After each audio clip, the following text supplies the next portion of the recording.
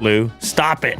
Stop looking at whatever you're looking at. And I'm like, you're probably right. Well, the community's waiting. No, you're probably right. It's just like, You know? well, it's not just that. It's also like, what am I looking at? You know, because I'm like, let me just check real quick to make sure nothing crazy happened. And then all of a sudden, I got just devoured. Instant rabbit hole.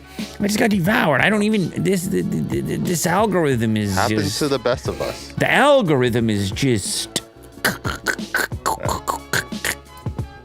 oh, like, damn. Give a man a break. Show me something. Show me a green pasture. Show me a sunny day. Yeah. You know, it's like, you know how they can tell, like, when the kid is disturbed? You can tell the kid is disturbed because it's like skulls and like dark. And it's not, you know what I mean? Yeah. And they're like, Tommy's been drawing some weird stuff lately. It's always the Notebook. But then on the flip side of that,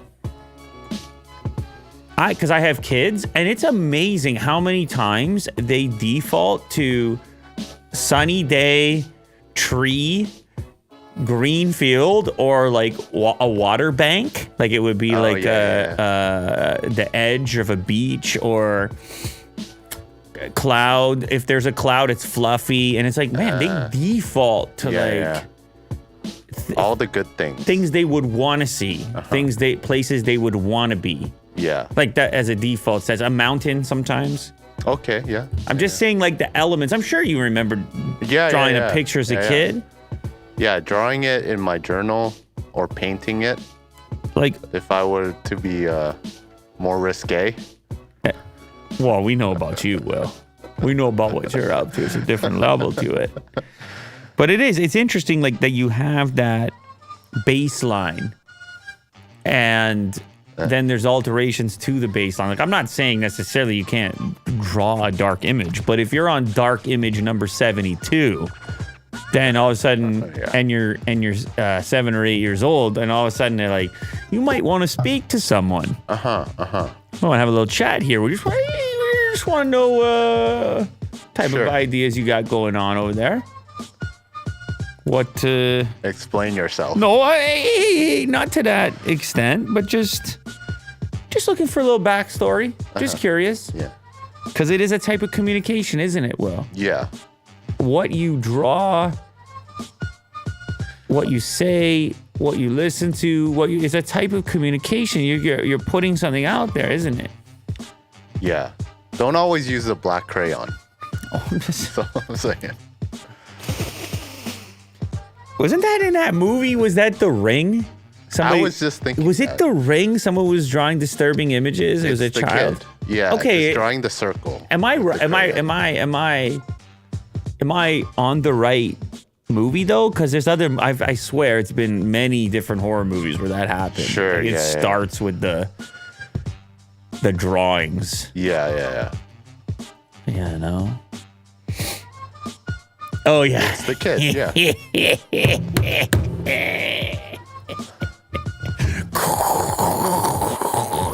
It's like grinding through the paper. The crayon is a nub. Yeah, that's right. That's right. Oh, that was a scary movie. Yeah, that was a good one. That was a different era, though, you know? A different time in our lives. Very unsettling. A different time in our lives. And need more of those movies. It's a different time in our lives, but anyway. How'd I get on that topic? Well, what the hell was I talking about? Rabbit holes? Oh, that was what the algorithm was trying to do to me. That's the algorithm in 2023. Okay. Yeah. You hop onto social media.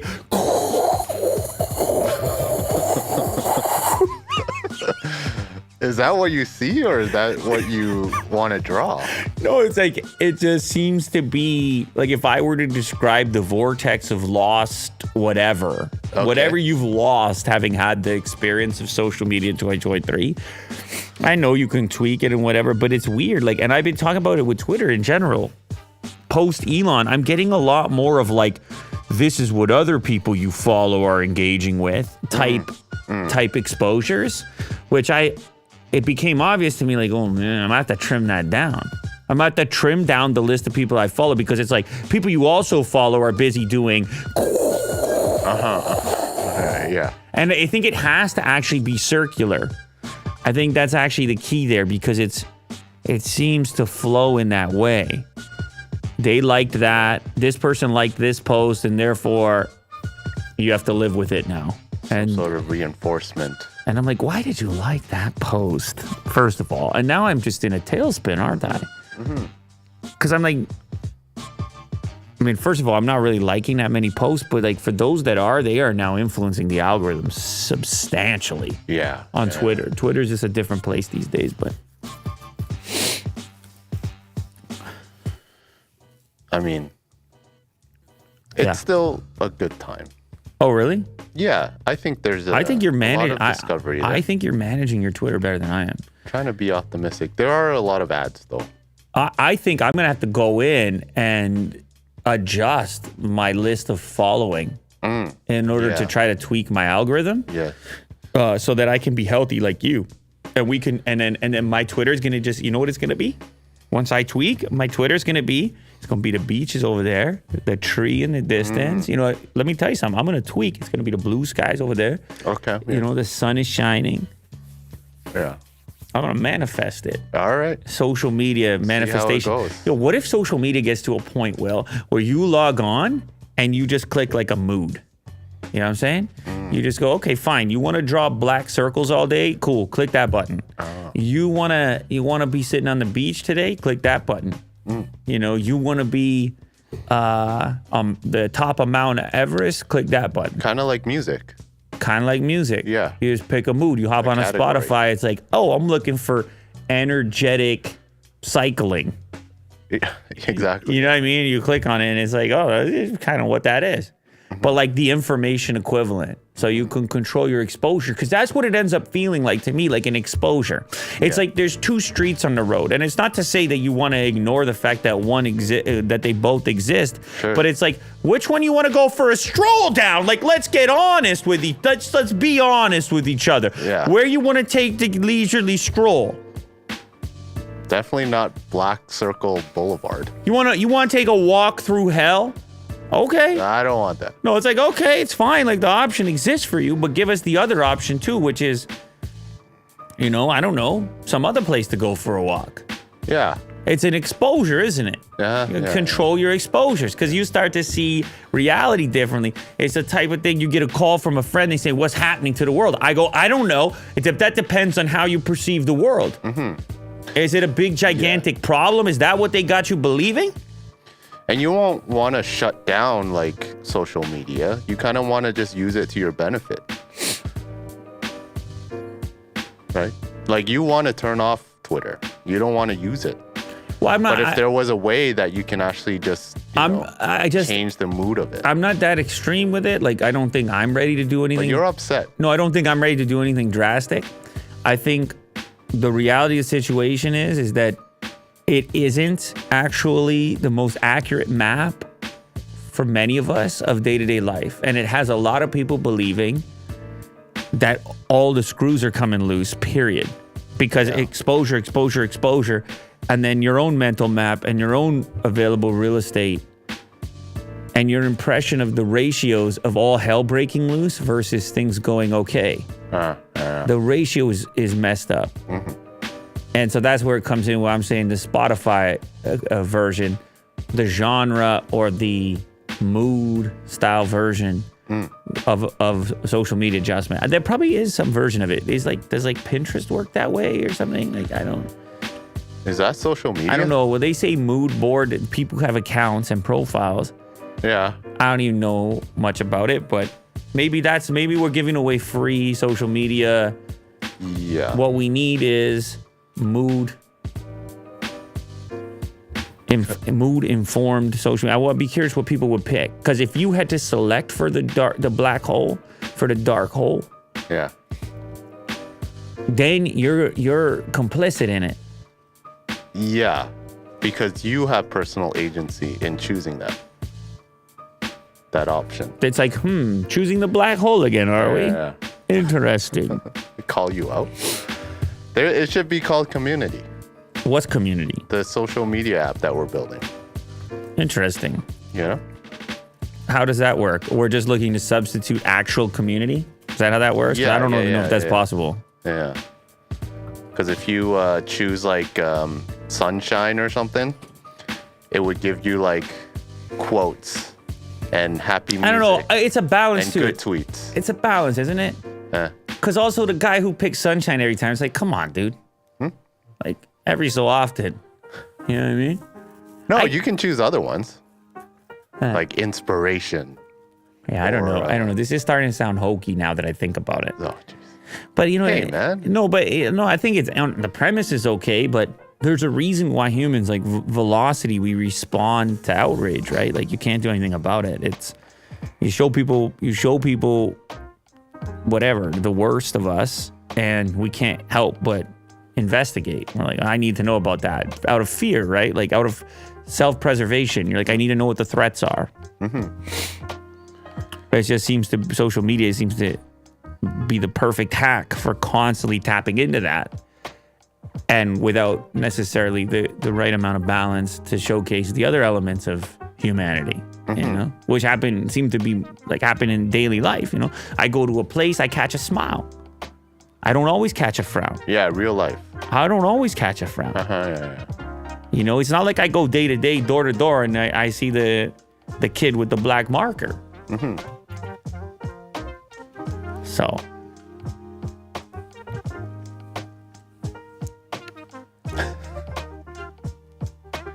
It's a good vibe. What is? I don't know how to say the name. Some super chats here. Oh, shout out. Thank you. Appreciate it. All right, Willie, do put the news together today because as you heard, I got sidetracked. I got lost in the vortex as per usual. Unfortunately, but Will, on the other hand, he stayed on the rails and he's keeping this show on the rails as a consequence. Shout out for that. And so to kick it off, he has something about chatbots, of course, because they're friendly. Of course. They would never draw a bunch of black circles and force you to live in them. Not yet. Hey, shout out Cole. He's looking for an old school hilly who. Is Apple about to launch its own AI chatbot with Siri's help? Well, I guess Siri would be it. I haven't really had the most encouraging experiences with Siri up until this point. But if Apple was to do it, I guess they have an option. You double down on the Siri branding, or maybe you just cut ties and just something. Maybe it's an opportunity to create something completely new. Yeah. I guess I always had an issue with it having a name as opposed to, and we talked about this before, yeah, as opposed to just calling it assistant, being generic with it, like how Google does. But then I think a lot of people would look past that or not even really have an issue with it if it worked amazing. And it just seems for whatever reason at this point in time, it has its limitations for sure. Yeah. It's just not as good as Assistant at this point. Yeah, in my experience, now maybe other people have other experiences. Maybe people are setting all types of notifications, reminders and stuff. They're like, what are you talking about, man? Siri's doing what I need to do, which is fair and fine. But we all know that none of this really matters because even Google is getting all serious about Bard, and Microsoft is spending boatloads with OpenAI. So this is the next thing. It's not even about the voice assistant as we knew it, but it's conversational AI everywhere, doing everything. And we know that Apple has increasingly moved towards services in order to generate revenue, right? They went with their TV pluses and they went with their cloud-based storage. And this is kind of even more in that direction, which is like, how do we generate revenue outside of our core business, which are these devices, which kind of waver this way and that way? And also they showed a little sign of softness in this most recent quarter, and then they came with their results and they're like, yeah, maybe people aren't, at first they blame supply chain issues, but anyway, that's neither here nor there. You have their competitors, you have Microsoft and Google, you have Apple getting involved in some of traditionally their businesses, like advertising, for example. Within the App Store and multimedia and streaming and things like this. So this just makes sense to me. They have to have some play in this category.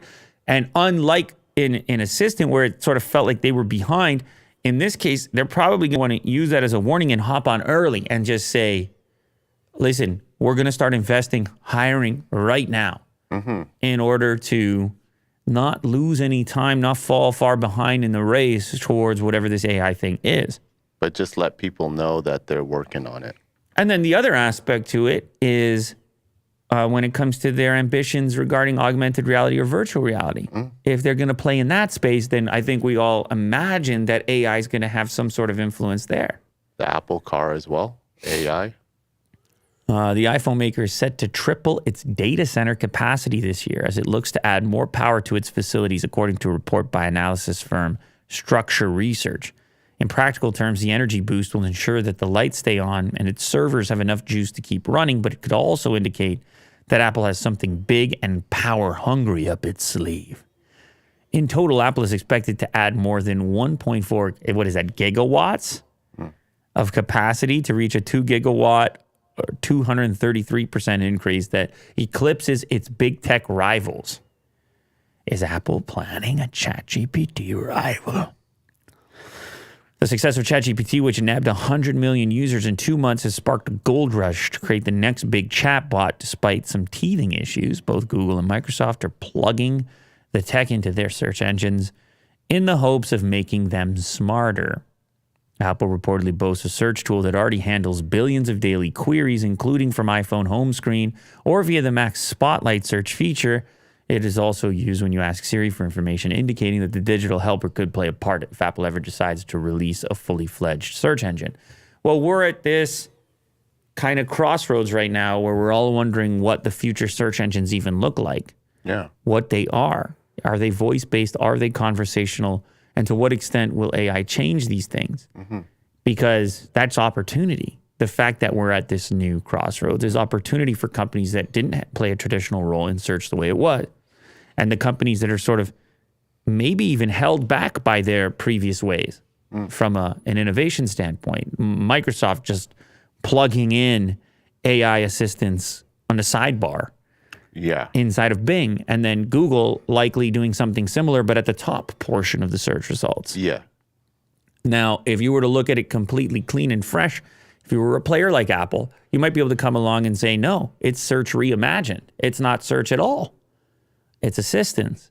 And it's your own personal assistant with an identity, which is on the level of, say, something like ChatGPT. That's where I feel like Apple will dominate in the user experience side and kind of, like you said, reimagine how we interact with chatbots in general. Well, they have the opportunity to do it. Because right now it seems like Bard and the ChatGPT is kind of like on top of their search engines. It's like an add-on. But to kind of see it full-fledged by Apple will be kind of interesting for sure. They have unique integration opportunities for sure.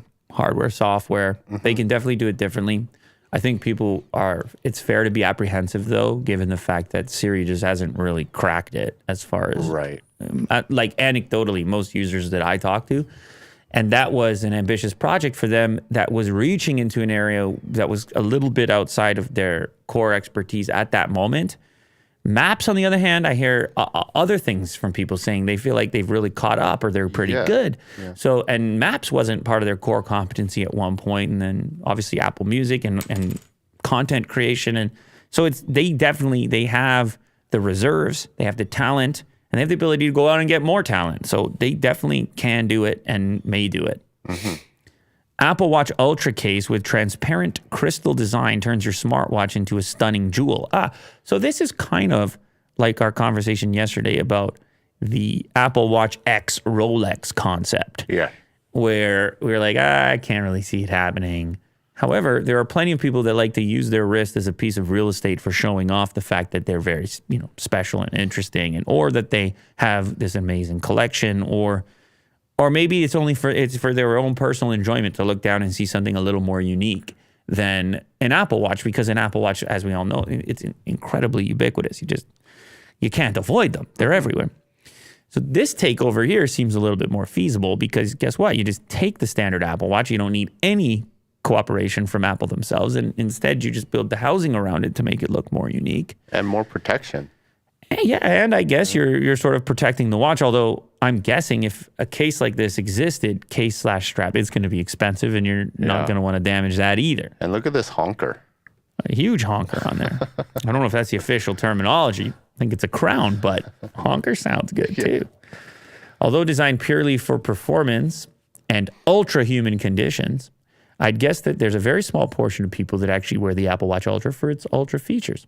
Designed as the ultimate smartwatch from Cupertino Company, owning the Apple Watch Ultra is more of a flex than anything else. Well, I don't know if I agree with that, but which is why you've got cases like these from Golden Concept.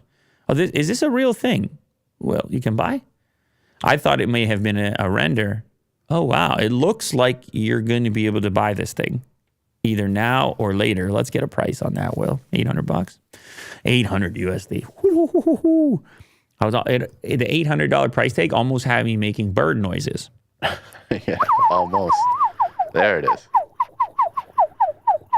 You know what bird that is? Me either.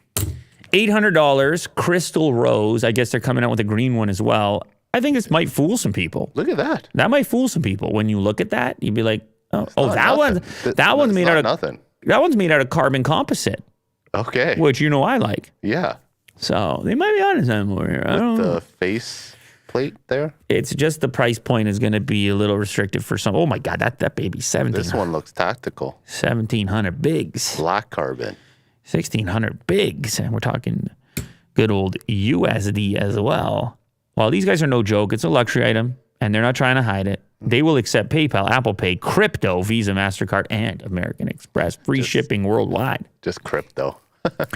It's a real deal. Listen, it's not going to be for everyone, but for those that are looking for something special, look with the orange as well. I guess you can check it out. You want your Apple Watch Ultra to just say a little bit more about yourself. This is the beautifully redesigned 10-year award that Apple gifts employees. Ooh, this could be a very cool unboxing. Do we have any Apple employees in the audience that would be willing to lend us this gift that have been there for 10 plus years? Because this would make for a really cool unboxing video. Exclusive, man. You got to work there for 10 years to get this? I guess so, yeah. Yeah. I don't even actually know if maybe it's just like a cool looking envelope, but Apple does this so well, the packaging of things, everything, the products, and apparently their 10-year awards. A new video posted to YouTube offers a really interesting look at what's described as one of the rarest Apple products on earth. You just got your clip title, Will. Unboxing the rarest Apple product on earth. Okay. Because you need to work there for 10 years in order to be gifted with this particular experience. The video comes from Dongle Book Pro, one of the best curators of rare and prototype Apple hardware. Actually, he sent us the AirPower prototype. Oh, yeah? Oh, yeah. Was it? Is it? Well, I thought you arranged it, or was that somebody else? Oh, maybe it's someone else. Okay, my bad. I'll see. Anyway, I remember shouting out Dongle Book Pro. Maybe it's a collaboration or something. But anyway, this guy has an incredible collection of Apple hardware. The company in the past has gifted employees a similar award, but it was made from crystal rather than aluminum. The new one is made from aluminum. The aluminum is used for this award in the same way it's used for other Apple products. There's a stainless steel Apple logo on the front with the number 10 engraved on the side, as well as the employee's name. You also get an Apple polishing cloth in the box as well. Nice. Okay, all right. Let's play a little bit of it here. This is cool. 10 years is a long time to do anything. However, there are some A decade. Is this? Well, we get a pretty big clue if we open it up. It says 10 years. Congratulations on reaching this milestone moment. The work you've done, the challenges you've met, all the breakthroughs you've made possible, they add up to a profound and lasting contribution to Apple's mission to change That the looked like world it's signed for in the ink better. from On Tim. behalf of Yeah. everyone at Tim Apple, Cook in thank ink. you for all you bring. He pulled a pen to out our for journey 10-year together. employees. Tim Cook, CEO. Which it does actually look like Tim Cook may have actually signed this. But yes, this Tim. is a 10-year Damn. service award. And this is not any 10-year service award. This is the new 10-year service award. It looks now, like- Apple has done a lot of these over Their the years. packaging is and they crazy. change in shape and form. Little The most flips and recently flaps. known Yeah. one being the Crystal 10-year service That's award, which is nice. made That's out cool. of a 5-pound block of crystal that then has a laser-etched Apple logo carved out of the middle of it. Really cool thing. However, heavy on its own here. And you'll So they went why. from crystal to aluminum. Aluminum is kind of more like Back the their layers language. Sure, will be yeah. greeted Yeah. by more packaging. This is also somewhat similar in design. Yeah, maybe we can just talk to this guy, borrow his. I don't know, because he lent us something in the past too to check out. Okay, yeah. 6000 series aluminum. To seal the finish and create Cool. a protective layer. The side of the block, we will see. Wow. A giant aluminum Interestingly enough, slab. There are deviations of this. If we jump back to the front. Yeah, there's probably not many of those out there, right? I mean, how many people make it to 10 years at Apple? Award. If you could something Apple made. It's kind of like how YouTube does when you have a certain subscribers and you get that award. This is the Apple version of that for employees. 10-year award side by side. It's like a plaque. Yeah, I mean, you just put it on a shelf. Yeah, it's kind of, you know what? It kind of looks like a Mac Mini, a little bit. Like Yeah. you could imagine a universe in which the Mac Mini had squared off edges, and that's what it would look like. But in Very this sharp. case, it's an aluminum slab. You put on a shelf, and you're one of the rare people that actually made it 10 years over there and has the award to prove it. A giant paperweight. So somebody said they'd rather have stock options. Yeah, I guess. Elon Musk says when he'll find a new Twitter CEO he says by the end of 2023 would be good timing. I wonder if Mr. Beast is still in the mix. That's not a lot of time to find a new CEO, and you got to believe.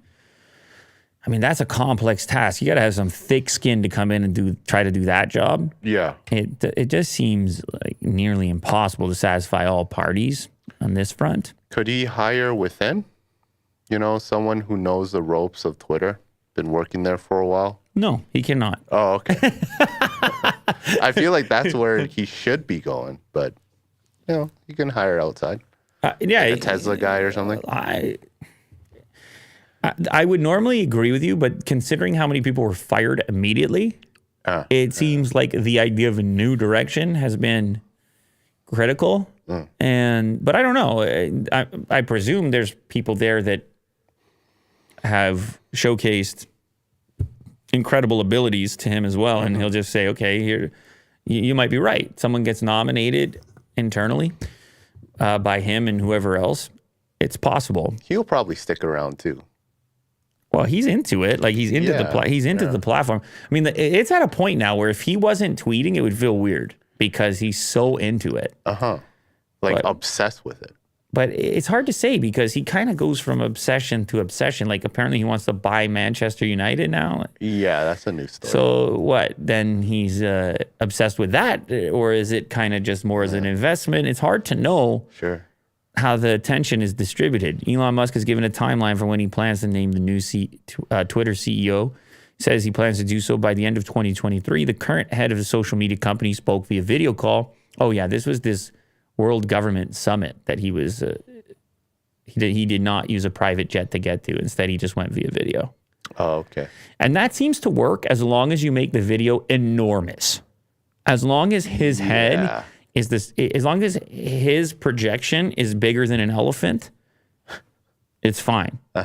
Then people don't worry too much about it. So you can see him there at the World Government Summit. Musk said that the end of the year would be good timing to find a new person to run the company. I think I need to stabilize the organization and just make sure it's a financially healthy place and that the product roadmap is clearly laid out. He said, I'm guessing probably towards the end of this year, it would be good timing to find someone else to run the company because I think it should be in a stable position around the end of this year. So he's like, I still got stuff to do, but by then, Mr. Beast will be ready to go. And this, of course, all dates back to when he polled people and got a tremendous number of replies. 17.5 million people voted on whether he should step down as the head of Twitter. And almost 60% said yes, which, I mean, it's not like an overwhelming majority, but it's a pretty solid number to convince you to say, okay, that's what the people want. And he's all Mr. Voting. He's all Mr. Polling. And so you got to go with it. Yeah, it's nice that he gave a timeline. It doesn't mean he has to stand by it, but yeah. It's good to know. Now, he also made this suggestion with this meme that this could be the new CEO of Twitter. And it's actually, we haven't had some Doge memes in a long, like crypto winter. Well, it's actually bouncing back, just like last night. Well, yeah, I mean, it helps when Elon gets back on. Yeah. Elon, because everyone's like, I guess Elon forgot about crypto too. And obviously that would not be a good sign for crypto. So if he comes back with his own dog, Floki, and any post, then people are going, look, crypto's back. Crypto's back. Get your money up. Elon Musk's pet raised Dogecoin's market cap by 500 million within minutes. That's the headline according to Money Control. The new CEO of Twitter, Elon Musk, joked as he shared photos of his dog comfortably occupying the Twitter high office earlier this week. That looks like a curtain behind him. Yeah. It doesn't. With the folds. I don't think that's actually in San Francisco, Will. I don't know. I could be wrong. But Floki got big. I remember when that dog was a little pup. I guess that's how that works, Will. I mean, I remember Otis was just a pup the other day. Yeah. Now he's in dog years. He's 47 years old. Yeah. Elon Musk's Shiba Inu dog is not just another pet. It's capable of taking the crypto markets by storm. In a tweet on February 15th, Musk introduced his pet as his new CEO of Twitter, posting a photo saying he's much better than that other guy. Making a joke about himself. It's amazing. Like, if you could swing the cost of any currency with a stupid photo, you know what I'm saying? Stupid photo. Like, you put this photo over there. Look at his laptop, his Twitter laptop. You put this photo over there, right? You buy a little before, you sell a little after. You're all set. You're good. You're golden forever. Sure. Yeah, I'm not suggesting that's what he did. But imagine, for example, if you were just like his assistant. You're just Elon Musk's assistant. And he's like, hey, can you post this for me? And you look at it. And you're like, oh, dang, he's back on the Doge thing. And you just go, you just go make a little trade, then you post it. Go all in on Doge. Like, don't you think this is little crafty moves? People are crafty, dude. Yeah. People are crafty. I mean, I guess it's no different if you're the CEO of a company and then you're about to make a big acquisition or something. But I guess that's insider trading. That's insider trading. But does crypto have the same insider trading laws that the stock market does? The U.S. is working on it. Yeah, it's not really there yet, right? So it's kind of, yeah, good luck working on that with the anonymity and stuff. But anyway, Tesla's already sold out of the Model Y in the U.S. for Q1, and no more are expected to be delivered until April. You know what's crazy? What's weird about this? Should Tesla even have any of the other models at this point? It seems like everybody just wants the Y. And what's funny is neither you or I have the Y, but yet everybody seems to think the Y is the perfect car. Yeah. And I don't know. You get to a certain... It's like a certain middle ground, I guess. And you get to a certain scale and you start to wonder, could you... And by the way, I'm not suggesting this because I like the S and Will likes the 3. But... you've got to at some point move your resources towards where the demand is. And if you're running out of Model Ys, but you have an abundance of other models, I mean, obviously you got to make some moves. It is a curious thing, though. The other thing I've complained about is that there's not enough of a difference between each of the models to justify all their existences. X, S, Y, 3. I guess if you were to go to the extremities and say, oh, what about from the 3 to the X? Yeah, there's a difference. But there's just so much crossover between these vehicles. And I've already talked about this, but I just really wish they did the truck sooner and just skipped one of these models.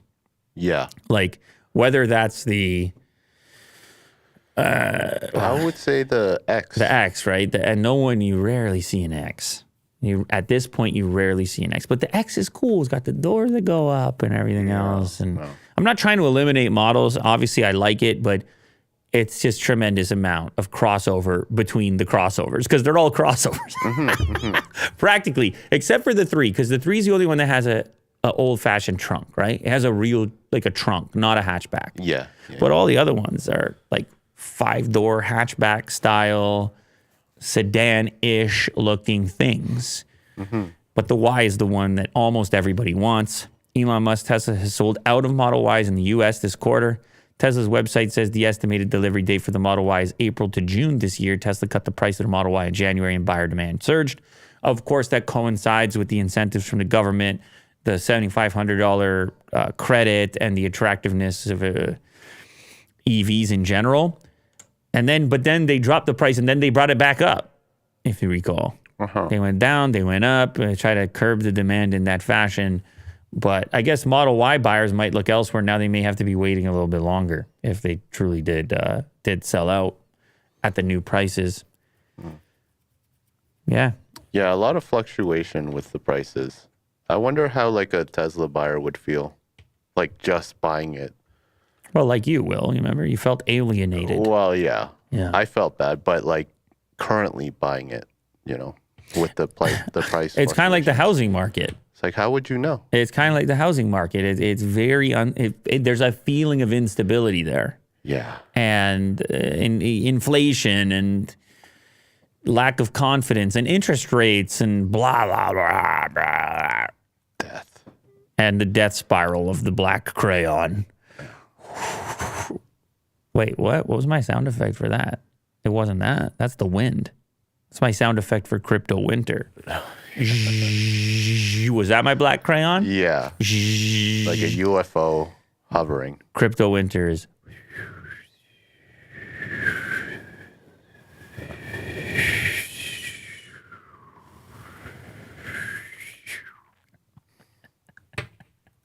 Crypto winter was colder than actual winter this year. Yeah, it was ice cold. All right, here's that story I was talking about that Elon is buying Manchester United now. Everybody wants Manchester United. I hear a lot about this stuff going on. Elon throw his name in the hat. He's seriously considering a team takeover. It's one of the most valuable, if not the most valuable of sports franchises. I can't remember. Elon has an estimated net worth of $187 billion. What might you need to pick up a little Manchester United? Why would Elon Musk be interested in the first place? Well, it turns out he's a big fan. In August of last year, he tweeted, "I'm buying Manchester United," although he later deleted the post. He had enough from the Federal Trade Commission. Yeah. Did you say you were buying funding secured? I don't know what you're talking about. You got the wrong guy. Here's some pictures of my dog. That was Elon Tusk. Tusk. That's a funny word. The Glazer family, who currently owns the club, are reportedly looking for around USD 7.3 billion for a full takeover. However, they've also expressed an interest in a partial sale, which could be an attractive option for Musk or other potential buyers if it's sold for a price exceeding the USD 4.65 billion paid for the NFL's Denver Broncos last year.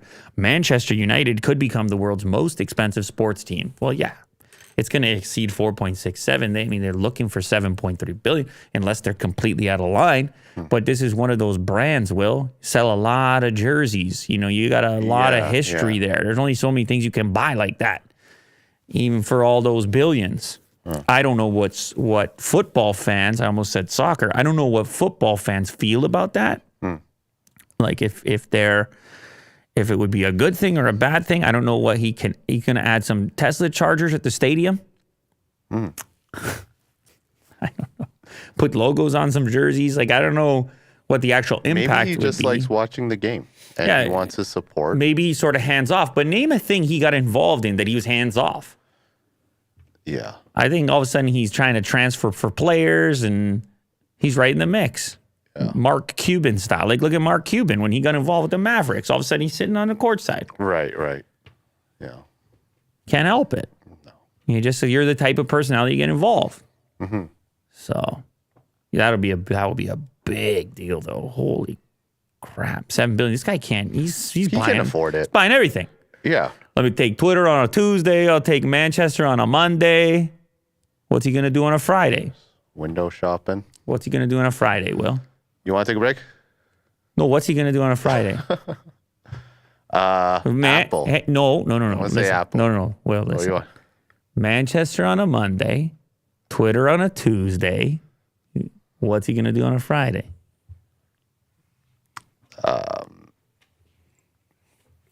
You got me. Well, it has to start with an F. You need to name a really big company that starts with an F. Okay, well, Ford. There you go. Okay. It's Ford on a Friday. Damn, shots fired. Oh, look at you. I mean, I teed it up, but damn, you knocked it out of the park. That took way too long. Ford on a Friday, that would be disruptive. You could take a break. I apologize. Will. You could take a break. I apologize. We'll be right back. Today's episode is sponsored by Stitch Fix, discovering styles that you're going to love. And it's going to be easy to do. You're going to click a little button and take a style quiz, and they're going to figure out faster than you can what your style actually is. Because who even knows? You know, you try some things, you're like, oh, actually, you know what? I like that. And it can be whatever you want, but the thing is, you can get nudged a little bit by somebody who's seen a bunch of different stylists or styles. You might call them a stylist. Fashionista. Those pieces are then going to get picked out for you after you do the quiz. It's going to be stuff that's kind of in line with what you already like, but it's going to be paired together, and then it's going to be sent to you. But here's the best part. You get to try it on the comfort of your own home. You don't have to go to any kind of weird place into a weird room and trying things on in tight quarters, and you don't even know in those places. You're like, I don't know. The lighting, you're definitely uncomfortable. Stinky. Maybe it's hot. You don't know. And so in this case, it comes to your door. You're trying all these different brands, like a long list of brands here. And you really feel it out. You're like, can I see myself? Can I pull this off? And then you're like, you know what? I can, because you had the comfort of your own home involved and you were able to really effectively think about it. So you keep that, and you keep that. You only pay for what you keep. Everything else, boom, it's ready to go back. It's simple, back and forth type of situation. And it's real people that are doing this for you. It's real people that are figuring out and getting better at determining your style. So whether you're looking for a casual look or something a little bit more formal, it's all on there. It's time to figure out your style, and Stitch Fix is going to help. Stitch Fix is the easy way to get clothes that fit you without having to endlessly scroll through options. They've got you covered with over 1,000 brands and styles you know and love. And they'll show you how to wear head-to-toe outfits so you can get dressed and go. Right now, Stitch Fix is offering our listeners $20 off their first fix at stitchfix.com/LouLater. That's stitchfix.com/LouLater for $20 off today. stitchfix.com/LouLater. Go check them out. We're back. We're back. Thank you for that break. That was actually a quick one. No, thank you for that break. Nice. You know what I mean? Because I got to take this one off that ear. Got to take that ear cup off and let that air out a little bit. I got one hot ear right now. Oh, okay. Yeah, it happens. Well, speaking of Elon and, his core business. I don't know. Many people seem to forgot at this point. Those electric cars. Remember those things? And some people had the suggestion in the chat of, he should buy F1. That would make sense. Formula E. But then I was like, never one. mind Formula 1, you go Formula E, and all of a sudden you get the Tesla vehicles. He knows how to make fast ones. Uh-huh. Or maybe you do go Formula 1 and you just advertise the crap out of your electric vehicles on the gas circuit. Mm-hmm. I don't know. But anyway, Baidu, who I don't think has any history in electric vehicles themselves, this, of course, is the famous Chinese search engine, is apparently launching its first EV with ChatGPT built in. Oh. ChatGPT style of thing built in. It won't be actual ChatGPT. Are you crazy? Baidu's going to launch its first electric vehicle model using its new conversational artificial intelligence technology with the intention of providing a ChatGPT-like experience that enables natural conversation between owners and their vehicles. A lot of this stuff is in theory extremely exciting. But it's also easy to just write a press release and say, you're going to have a conversation with your car. Yeah. Of course you are. Uh-huh. And then it's like, well, is it really going to work that way? Am I going to feel confident in that? But it doesn't matter, because you just need to say you're doing it. Mm-hmm. Yes, we are doing it. The concept. Reaffirm the company's plan to deliver its first production model, the Robo 01 sports utility vehicle, in the third quarter of 2023 with a very competitive price. Launched in October, the crossover can travel 600 kilometers. That's no joke. On a single charge. Pricing details have not been revealed for a special edition version of the vehicle, only for the special edition version of the vehicle, which is $55,000 USD. Optimistic about the company's sales growth in light of Tesla's significant price cuts, adding that the sudden move reflected the U.S. automakers' waning competitiveness in the Chinese market. I don't know. The numbers I saw were that the profit margins pretty much exclusively belonged to Tesla in China, and that the others were having trouble turning the a Model profit. Y. But anyway, Very popular. this one has those doors on it, Will. This is not bad, eh? This one has those doors on it, Will. Don't fool with me. Don't goof around. This is a nice SUV. No fooling, Will. No fooling. I like it. And the car can talk to you. Don't you fool on me, Will. No fooling. Remember in the previous episode where you were getting rinsed? Yeah, now I'm being fooled. Fooled? Fold. Galaxy folded? Yeah, flip fold. Now you're being Galaxy folded. Yeah. It's got a big display in the front. Look at these bucket seats. But I mostly care about these doors because it's a combo of the gull wing and suicide. Yeah. Going at the same time. Like, what the... Or what are those called? What's the real name for those? Coach doors or something? Why can't I remember the name of that? It's a door that's opening the opposite way to create the biggest opening. Yeah. I like that. It creates a huge opening. Now, I don't know with the gull wing because you're tight spaces and you're in China, and I just don't know. Hopefully the tolerance there. And it's affordable. Looks like it pops out a little bit. And it's affordable, but they got to deliver it, and then you got to talk to their version of ChatGPT to get anywhere. Like, it won't start unless you're like, hey, how's it going? I have to speak Mandarin? Yeah. Oh, boy. Good luck to you, Will. That's going to be hard. A rabbi used ChatGPT to write a sermon. He said his congregation's reaction made him deathly afraid. But that won't put him out of work just yet. Okay, so his congregation, I guess, went with it. They're like, not bad. Yeah. They're like, good work, Rabbi. And he's like, that was not me. I'm deathly afraid. That was ChatGPT. Not me. They're like, why are you talking? He starts rapping. Why are you talking like that, Rabbi? That wasn't me. It was ChatGPT. Rabbi Joshua Franklin told ChatGPT to write him a 1,000-word sermon about intimacy and vulnerability. Franklin told his congregation he was deathly afraid when applause broke out after his sermon. Oh, my God. Standing ovation. Finally, this guy gets it. Yeah. It's like, I've been here for years, and you go for ChatGPT. It's Just not a me. tear rolls down his eye. That wasn't me. That was ChatGPT. Franklin told the Associated Press that ChatGPT is really great at sounding intelligent, but it lacks empathy. So this happened in New York, and it was in a video, actually, telling his congregation at the Jewish Center of the Hamptons that he was reading a plagiarized sermon to them. He later revealed it was written by ChatGPT. Now you're clapping. I'm deathly afraid, Franklin told his congregation when they applauded after the sermon. I thought truck drivers were going to go long before the rabbi in terms of losing our positions to artificial intelligence. Franklin told the Associated Press that the ChatGPT sermon was based on a portion of the Torah about intimacy and vulnerability. He also told He also told the Associated Press that his congregation guessed the sermon was written by really wise, smart, and thoughtful individuals. Well, what he did is a combination of things, right? Because they respect him and they're there to see him, and then he's still reading it. Mm-hmm. So they're already in the framework of, I guess, respect or authority to a certain extent. So he's helping sell the artificial version of it. Mm-hmm. ChatGPT might be really good at sounding intelligent, but the question is, can it be empathetic? And that, not yet, at least, it can't. Yeah, I guess it can't. It can write this. It can write the. It could be me right now. It could be you. It could be.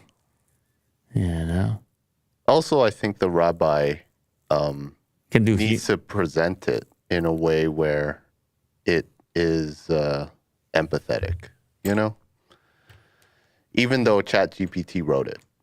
There's a delivery. No, I know. We're a long way from ChatGPT delivering it. Yeah, can you imagine now? But you can imagine, though, that they could do some concoction of something that looks sort of like a human that appears to be empathetic. Like we're talking down the road here, Will. And using Joe Rogan's voice or something. You just take the. Oh, by the way, quick update on that. So people were saying, "Hey, I can easily tell that that's not Joe Rogan. I watch Joe Rogan all the time." That's not the point. I'm not. When we talk about that clip, I wasn't suggesting that you were going to be fooled, the regular Joe Rogan viewer. I'm talking about everybody else that isn't really used to watching it. Yeah. Or everybody else who's in some sort of vegetable state as they're scrolling scrolling TikTok and not thinking. And you might say, well, they deserve it then. But what I'm saying is it's just a whole new type of information warfare. That's all I was trying to get to, with that story. But I could also tell it was fake. Obviously, that's why I included it. Yeah. Keanu Reeves says deep fakes are scary and confirms his film contracts ban digital edits of his acting. They added a tear to my face. Huh? Oh, after the fact, they go in there, kind of touch it up. They put the little tear in there, and he's not cool with it. Yeah, he doesn't like that digital manipulation. He's not cool with it. He's like, "This is me. I'm Keanu Reeves." Yeah, he does his own stunts, and he's very more of like a purity guy. This is me. You're looking at it. Yeah. Keanu Reeves is terrified when it comes to acting and deepfake technology during a recent interview with Wired ahead of the release of John Wick Chapter 4. Can't wait for that. Are you a John Wick? Yeah. And I'm a fan. To what extent are you a John Wick? I like the movies. They're just every time I go to the theater, it's a great time. People like cheering and brutal executions. It's a fun time. That's what it is. It's entertainment, it's just isn't like it? an action movie. Okay, so should there be 4 chapters? I think so. Oh, yeah. Oh yeah. Yeah. Minimum. Not a minimum. I think there should end maybe in the 5th one or something. You're looking for maybe this one could be the end. I don't know. So you need 5.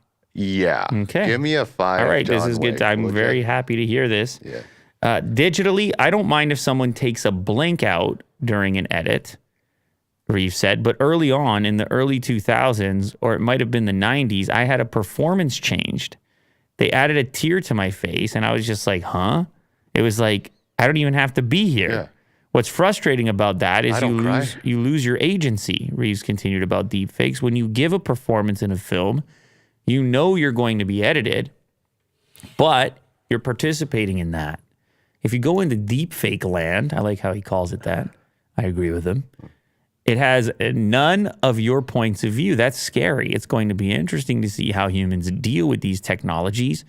They're having such cultural, sociological, and impacts, and the species is being studied. There's so much data on behaviors now. He's not wrong. Look at Reeves going in. Like, we should have him over here. Well, you think you're gonna arrange? This guy's going in. Like, he's reading. He's out there. He's looking at the internet. Like, this guy, you got to put him over there. John Wick? Yeah, we need John Wick on this dangerous, show. man. He's promoting number 4. Like, he'll for sure come on this show. Yeah, okay. If he comes on this show, everybody watching is going to go see the movie, no? Of course, yeah. Yeah. He needs a serious pat down, though. Can't have him bring guns or weapons in general. You're trying to arrange yourself to pat down Keanu? Is that what you're trying to arrange there? Will? Someone should. As long as you don't rinse him. Yeah, I don't want to do that. Someone should. know, Who will? There's not that many of us here. Who gets nominated for the Keanu pat down? Jack. Right. Yeah, he'd love that. But the thing is, John Wick is just a fictional character. No, yes. But Keanu is real. Like, he's no joke. He's a gun-toting. John Wick, yes, but Badass. Keanu is real. Yeah. He's a real man. Have you seen him shoot shotguns and No, stuff? I know, Like, but I don't think he's. legit. I don't think he's always carrying. I don't think if we invite him here, he's going to carry. I don't know. Wow, Might have a man, this guy has you sold based pocket on knife or something. this guy has you sold based on these movies. He has you sold. Oh yeah, I'm totally in. You're scared of him. Yeah. But he has no reason to be mad at you though, I hope not. unless he doesn't like your pat down. Yeah, I don't like deep fake land either. Okay, there you go. Now you're on the same page. Yeah.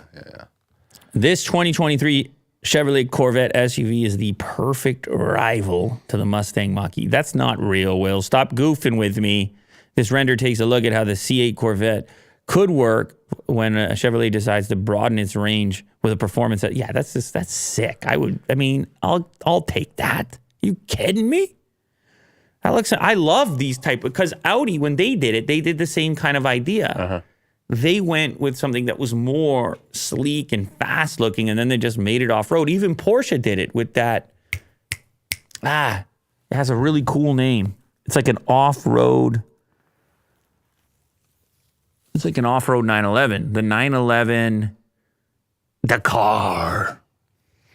Porsche 911 Dakar. Like it looks so cool to see a fast, smooth, sleek vehicle, but with the off-road treatment, doesn't it? Mm-hmm. Such a cool feeling. Anyway, I don't know if or when Chevrolet would do something like this, but it does actually look pretty sick. Sources inside GM have already said that the Corvette line will expand by 2025 and will potentially even become its own brand. Much like the Mustang Mach-E is more like a brand than a follow-up to the Mustang and is still a while off. It's too early to know how much Corvette SUV will cost, but Chevrolet would probably price the car below the standard Corvette to keep it at the top of the range. So it does appear that they're interested in expanding at least the Corvette lineup and taking a similar approach. This is always a controversial idea because people go, that's not like they did with the Mustang. Mm-hmm. That's not a Mustang, or that's not a Corvette. But these names have some pull, and they are the cool badges within these brands. So you kind of get it. And people love these supercar-like SUVs. Ferrari said they wouldn't do it. Lamborghini wasn't supposed to do it. And then they did it. And then it was like, oh, God, everyone's buying these. So very cool. Maybe it's not as crazy as you think. Mm-hmm. VW Golf is set to go electric as the entry-level ID2 EV with upgraded MEB Plus platform. So it'll be a little bit bigger than the ID vehicle. Volkswagen is not letting its iconic Golf brand ride off into the sunset as the auto industry trades in its gas-powered cars for upgraded zero-emissions EVs. Instead, the Golf brand will live on as the VW ID2. Well, where do they put the Golf in? Where's the Golf part of that? After ending production of the e-Golf electric car in December 2020 to focus on a new generation of EVs, VW announced in 2021 it was planning to wind down Golf sales in North America, leading many to question if the automaker would leave the brand in the past. VW CEO of passenger cars, Thomas Schaefer, was quick to shoot this down, claiming this past November in a separate interview with the Autocar, there was no way we would let the Golf name go. Okay.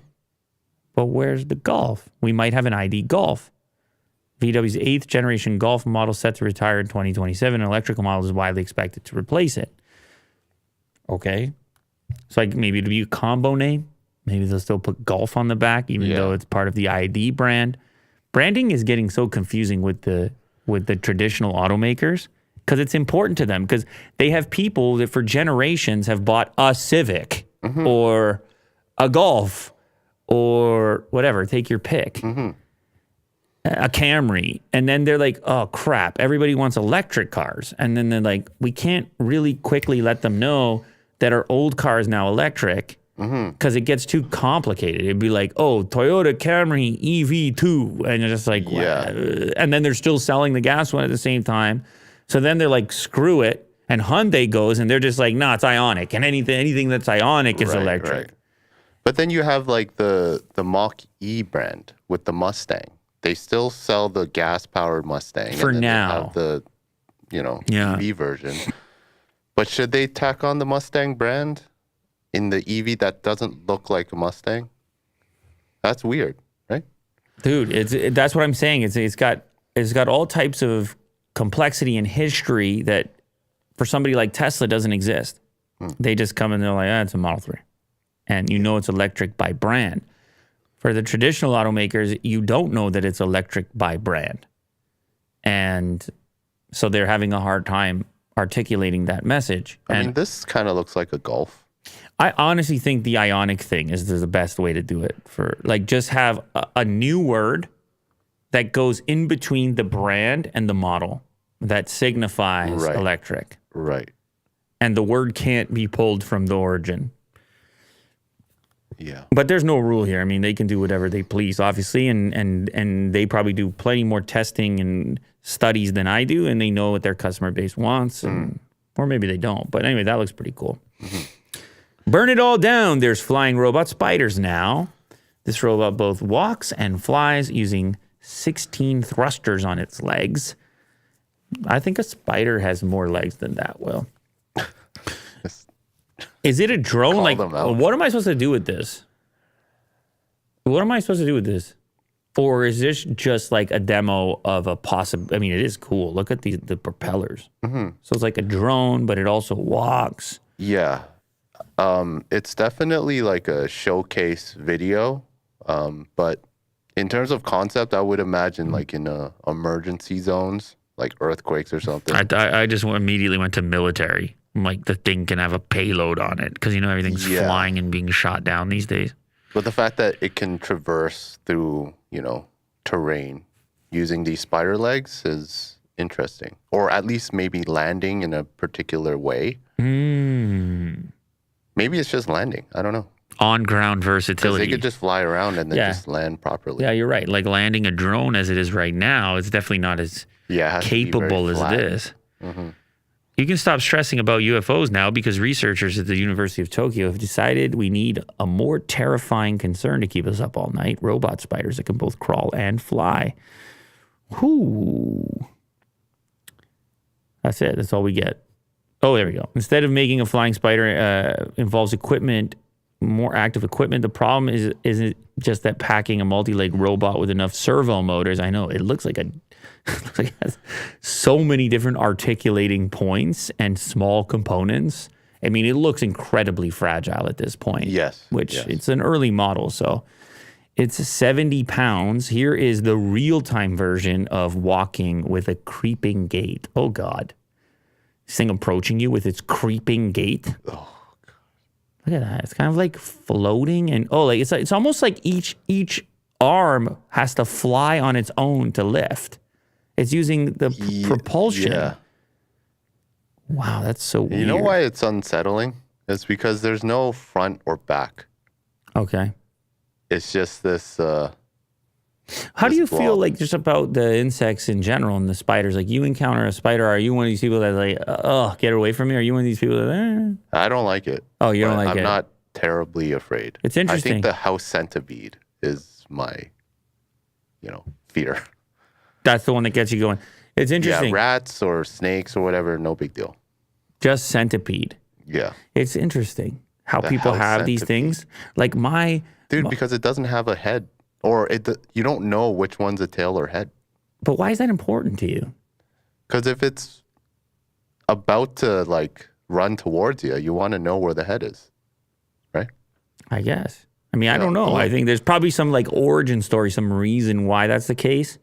Some deep-seated genetic It's if there's DNA. a prey that's going for the head, they wouldn't know which side it is. So it confuses them. So you're a predator then. Centipede's gotcha. My head's over here. Hey man, I hear you. The other day my daughter got freaked out at some bug and I was like, wow, I don't remember my other kids. I wonder to what extent there's an innate response. It's just you just have, some people have that response, other people don't. Right. I certainly have a lot less of it because I was collecting bugs when I was a kid. I was into it. Yeah. What about blood or something? Do you get faint if there's an open wound or something like that? I do have a fear, but it's not terrible. Okay. It's mild. I'm just curious if there's a connection between these things. Maybe. I don't know. All right, last one. Video shows the moment that a wild elephant went on a rampage and charged at a shop full of customers. Oh my goodness gracious. I mean, that is one heck of an animal, an elephant, and you don't want to be on the wrong side of it. You can't understand the scale of it and the force, the amount of force. Now, I don't know why there's an elephant in this town center over here because I'm watching this clip and I'm like, okay, we're in an urban environment here. Uh-huh. So is this supposed to be a trained elephant? Is this elephant given are people riding on it or? I think it's an elephant that escaped Oh my God, really? From a zoo or something? Yeah. So it was a Not too captive much elephant. information about it. Here we go. Video shows the moment the wild elephant went on the rampage and charged a shop full of customers. Footage shows a busy marketplace in eastern India's West Bengal where people begin to flee. Suddenly, the elephant appears and charges people on mopeds. Forest department officials tried to chase the animal towards the Garbetta forest, eventually tranquilized. So you can kind of see people are. Oh, like, they see it looking now. in the Yeah, they see direction. it now. They're like, that is an elephant. And then now everybody's looking that way. And It's they're like, like, oh, it's coming closer. they're like I this. don't know what to do. They're like, okay, when do we do something to this elephant? Now they're like, yep, that's coming right at us. And then that guy, he goes forward, then he goes back. He decides to try to go for in the shop. I think, and he goes right for that area. Whoa. You definitely, I think you go alleyway, not in the store at that point. That would be my move. Yeah, I like alleyway, but it's hard in a moment of panic like that to really know what you're in for. Like it's also even hard to judge the scale of it at distance. You're like, it's an elephant, but like, how big is it really? See, that guy, he goes that sideways, and then he's like, nah, I'm going back. And he pushes to get in. Everyone wants to go into the store. He pushes. They like the store idea better. Wait, what There was was a bull. Oh my God, I just noticed there's an animal in front of the elephant leading Maybe the... it was chasing the bull. Oh, or the okay. cow. The cow, yes. Cow. So it was at first chasing the cow. The cow had decent speed going on. And I don't know, like, what? The elephant is just irritated at this point. Elephant's like, you know what? I'm just pissed. This guy's getting on the moped. That guy's like, I don't like you. He goes, I'll take your moped and I'll smash your moped. And the other guy's like, he didn't even want to give it up. He didn't want to let go of the moped. Yeah. And this poor woman. Which one? Oh, the old lady over there. Oh, that was close. You know what? She's okay. She slipped right out at the last moment. Yeah, no one. This guy's seemed to following got with the hurt. phone. He's like, I got to record this over here. Got the red shirt going on. He's got the wash on the jeans as well. I don't know if you noticed. You see the wash on the jeans? Yeah. He's got to get the clip. Everybody else is trying to stay alive. He's got to get the clip. Yeah. Damn, the cow in front was really what riled up the elephant. The elephant's like, I'm going to go after this cow. I recognize the cow. But then he sees the people and he goes, enough's enough already. I don't like your moped. Does a back kick. Wow. As well. Incredible stuff. Yeah. Wow, listen, that's a big animal right there. Uh-huh. You don't want to get in his way, but I feel like he's not the biggest elephant either. So it could have been worse. Uh-huh. He was, I don't know what his age is, but well, good thing they got him back to, they tranquilized, where they bring him to, scroll down there, Will. They brought him back to North Bengal. That's where he's got to be. You can't keep... With the family. Yeah, you can't keep coming over here to West Bengal. You got to be up in North Bengal, dude. Yeah, it's a busy city over here. Yeah, man, you can't be coming nothing down for you. west over here. Like, you can't come to the cell phone shop over here. Yeah, you don't even have a cell phone. dude. Yeah, you got a better place. You can't be chasing these cows around over here. Uh-huh. Who knows how he even got there? Escape, whatever it was. Somebody in the chat says they hope he covered his carbon footprint, though. Yeah, he's got a big carbon. He's got a big one. He got a big carbon footprint. Thank you very much to everybody who joined here today. Truly do appreciate it. Thank you to everybody who has hit the notification bell to join us here live every single day of the week. Consistency is key. Merch coming out soon. Consistency. Happy Thursday, everyone. See you tomorrow.